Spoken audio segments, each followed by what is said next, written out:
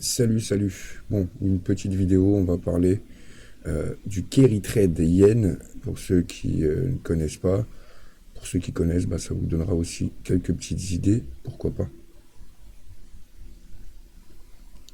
Donc, on va directement passer au graphique, je ne vais pas perdre de temps, mais déjà on va lire ensemble le disclaimer, contenu éducatif seulement, bien évidemment.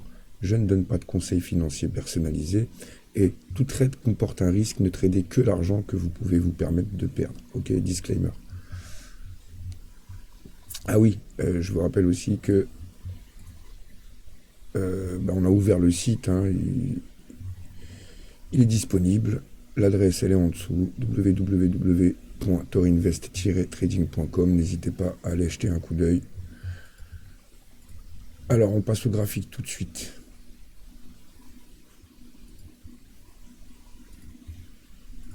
Ok, voilà, on passe au graphique, on retire le disclaimer et voilà, on va parler du carry trade. Ok.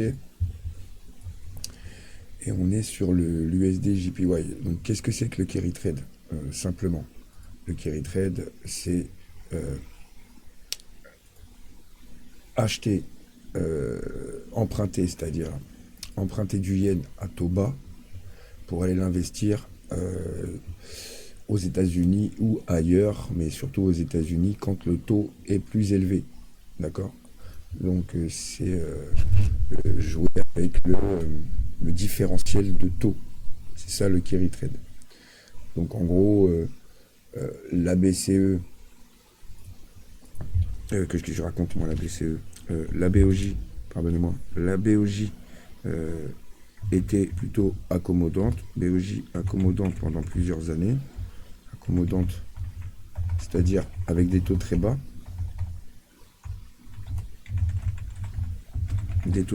même négatifs pendant longtemps, et dans le même temps, attendez, on va faire ça, et dans le même temps, des taux élevés aux États-Unis, bien évidemment. On va corriger ça pour qu'il n'y ait pas de faute de français. Quand des taux élevés aux USA.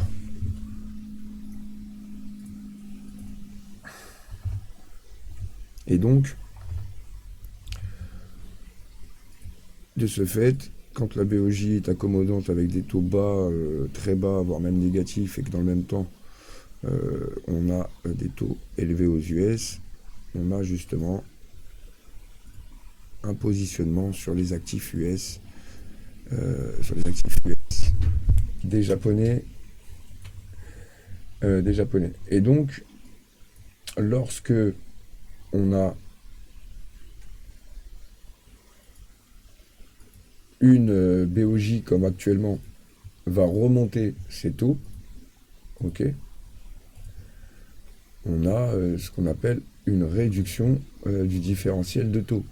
Donc ça pousse les investisseurs à déboucler leur position, sur les actifs US et les bons du trésor, les actifs US, etc. et à rapatrier ça au Japon. Et donc ça renforce, in fine, ça renforce le yen, et ça affaiblit le dollar quand le débouclage est massif. Okay, parce qu'on peut avoir des débouclages graduels, contrôlés, équilibrés, comme un débouclage massif où là oui, ça impacterait violemment le dollar. Donc pourquoi je vous parle du carry trade? Parce qu'on arrive dans une zone critique au niveau de l'USD JPY, donc le yen, on a un yen très très faible, très très bas, ok. Et là vous voyez un peu la situation, le contexte actuel, guerre en Iran, explosion des prix de l'énergie, et donc risque d'inflation importée d'ailleurs, risque d'inflation importée. Et si dans le même temps on a ce choc énergétique qui dure, qui perdure, en tout cas qui dure très longtemps, on va avoir des effets négatifs sur l'économie, sur la croissance et tout ça. Et voilà, donc là, on est dans des zones critiques où on peut commencer déjà à observer et à s'attendre à des réactions institutionnelles, des réactions de la Banque du Japon, par exemple. On a eu des déclarations du gouvernement japonais et de la Banque centrale du Japon. Voilà, ils surveillent actuellement, enfin, ils surveillent actuellement le yen, les positions. Bon, quand ils ont une rhétorique de ce type, ça veut dire qu'ils sont prêts à agir. Donc là, on arrive dans cette zone critique, comme je vous dis. La zone critique, c'est quoi? C'est une zone qui est aux alentours des 160, 162. Voilà. Ici, on va dire que sur cette zone, c'est la zone critique. Ok. Je la mets en gris là, ou plutôt en rouge. Et on va. Voilà. Donc cette zone, c'est la zone critique. Ok. On va le mettre comme ça. Et donc dans cette zone critique, vous pouvez voir par exemple qu'ici, en juillet 2024, voilà, on a eu un débouclage du carry trade. Ok. C'était en août 2024, pour ceux qui s'en souviennent. On a eu à l'été 2024, début de l'été, et puis durant tout l'été, même pratiquement, enfin jusqu'à mi-août, ouais, même tout l'été, on a eu une forte baisse sur les marchés des actions, qui a fait peur pas mal de gens sur les marchés. Le spectre encore du krach boursier était à l'ordre du jour à cette période. Donc pour ceux qui s'en souviennent, voilà, c'était un mouvement violent, et ça c'était un débouclage du carry trade justement. Pourquoi il y avait un débouclage du carry trade à cette époque? Parce qu'on avait des discours justement de la BOJ qui disait qu'elle allait normaliser sa politique monétaire. Normaliser sa politique monétaire, c'est quoi? C'est passer des taux négatifs, voire taux très accommodants, à des taux plus restrictifs, donc à la hausse. Donc avec ce discours hawkish, on avait déjà une anticipation, sur un potentiel débouclage du carry trade, mais aussi dans le même temps, on avait un discours plutôt, on va dire, légèrement dovish, en tout cas qui annonçait des baisses de taux aux États-Unis. Voilà. Donc on avait les ingrédients pour permettre un débouclage du carry trade, étant donné que le prix était arrivé dans une zone très haute. Voilà, l'USD JPY, on avait l'USD qui était très haut, à 160, 160, on est pratiquement arrivé à 162, et donc ce qui voulait dire qu'on avait un yen très très très très faible, très très bas, et avec tout ce qui est problème d'inflation importé, ça dérange le Japon de rester à des zones comme celle-ci quand il y a une forte crainte d'inflation, en tout cas une inflation qui reste collante ou élevée. Là, on est justement dans une phase dans un contexte où on a des craintes inflationnistes, ok, et on arrive dans cette zone critique. Bon, ici aussi, on a eu, pareil, un débouclage, et en tout cas, un rapatriement des capitaux sur le Japon, ce qui a donné ce mouvement baissier. Et depuis avril, depuis la pause de Trump, ok, le moratoire de Trump, donc moratoire Trump sur les tarifs, qui a donné lieu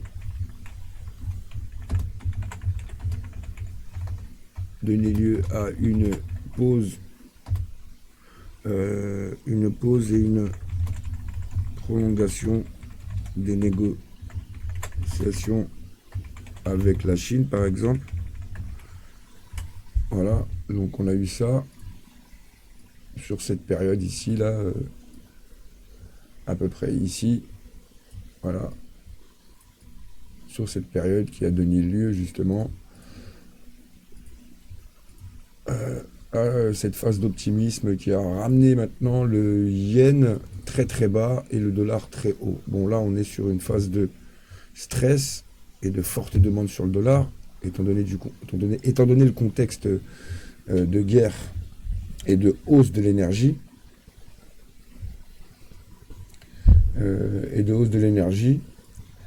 et la zone ici, voilà, elle a donné on a eu un petit mouvement début mi-janvier qui a repoussé le prix. Ici, par exemple, sur cette bougie weekly du 9 février, on a eu un gros mouvement à la baisse, mais depuis donc le 16 février et depuis le contexte, on a une forte demande sur le dollar. Ok. Mais on arrive dans cette zone. Donc on se pose la question de est-ce que ça peut casser ou pas? Est-ce qu'on pourrait avoir un possible carry trade unwind, débouclage du carry trade? Je suis pas très anglo-saxon, mais bon, anglophone, mais vous m'avez compris. Donc cette zone, elle est importante. Voilà. Maintenant, qu'est-ce qu'il faudrait attendre? Parce que là, on ne va pas anticiper, il faut attendre des réactions du marché. On peut voir aussi, par exemple, ici, je l'ai mis ici, mais on peut voir que sur le weekly, on a une divergence, d'accord? On a une SMT, en tout cas, on a une divergence. On a ce plus haut ici, mi-janvier, et sur le RSI, on n'inscrit pas de plus haut, contrairement au prix qui, lui, nous inscrit un plus haut. Donc, on reste focus plutôt sur le momentum qui nous montre qu'on a quand même un affaiblissement, en tout cas un affaiblissement au niveau de cette poussée. Bon, cette poussée, voilà, hein, c'est une poussée, on va dire, erratique, irrationnelle, en tout cas de peur, de stress, de panique par rapport à cette hausse des prix de l'énergie. Maintenant, ça fait un mois, ça a commencé, et on entre dans le deuxième mois. Donc là, on peut commencer, voilà, on va pas dire digérer les choses, mais on peut commencer aussi à anticiper d'autres choses encore un peu plus loin. Et là, on commence à avoir des anticipations de ralentissement économique. Et oui, bien évidemment. Bon, avant de vous parler de ça, je vais aussi vous parler du taux réel, les taux réels. Donc pour le moment, les taux réels, voilà, les taux réels montent. Donc ça aussi, c'est quelque chose, bon, tant que les taux réels montent, le dollar, c'est qu'on a une forte demande sur le dollar. Donc là, ça laisse toujours active le carry trade. Mais dès lors où on va avoir un ralentissement, on peut se poser des questions. Donc, parce que, voilà, il y a des taux réels qui montent pour une bonne raison et des taux réels qui montent pour une mauvaise raison. Et là, en l'occurrence, les taux réels qui montent, ils montent pour une mauvaise raison. Donc, on a un possible carry trade, un débouclage du carry trade, vu les zones qu'on atteint et vu aussi, voilà, ce que les rendements nous montrent. Donc, les rendements, ça, c'est les rendements du trésor, court terme, moyen terme et long terme. Et on peut voir que ici, début du conflit, on a eu un violent rebond, une violente hausse des rendements. Okay. Et là, depuis, on va dire depuis le 26 mars, donc depuis le milieu de la semaine dernière, on commence à avoir les rendements qui baissent. Okay. Donc, ça a une signification. Les rendements qui montent par stress, panique, voilà ce que ça donne. C'est-à-dire, on vend les bons du trésor, ok? On vend les bons du trésor, et dès lors où on a,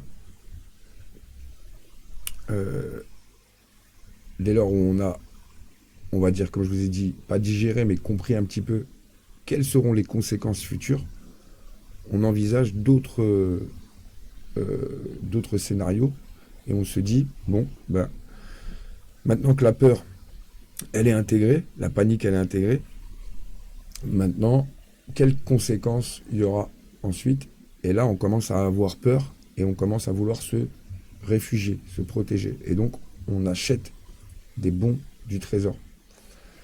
Voilà, quand on vend les bons du trésor, on a les rendements qui montent. Quand on les achète, on a les rendements qui baissent.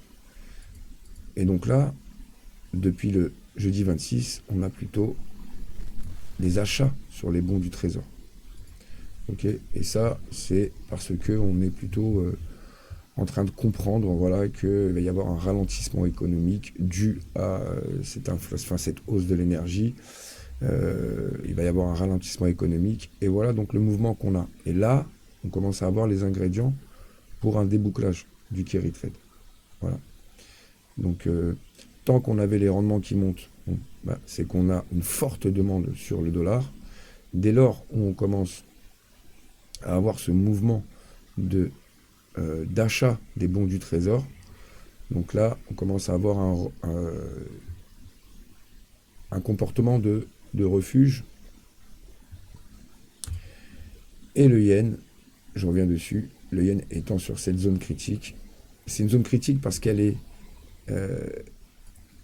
politique aussi, d'accord? C'est-à-dire que quand on arrive ici, on a les politiques qui commencent à beaucoup en parler, qui commencent à beaucoup être en mode surveillance, en mode prêt à agir. Et donc, c'est une zone technique, psychologique et politique ici. Ok? Donc, on s'attend peut-être à quelque chose. Comment on pourrait confirmer visuellement via le price action, via notre graphique, qu'on est potentiellement sur un débouclage du carry trade? Bah, je vous l'ai mis. Si on a un rejet violent de cette zone, d'accord, et une cassure de la structure weekly, donc la structure weekly, elle est ici, la dernière structure, elle commence de là, et elle est là, actuellement. Donc si on vient et qu'on casse la structure violemment ici, c'est qu'on est probablement, et très probablement, sur un débouclage du carry trade, et donc voilà, donc on pourrait anticiper, bien évidemment, à la suite de cela, un dollar qui soit stagne ou soit chute, tout dépend le débouclage s'il est massif. Hein.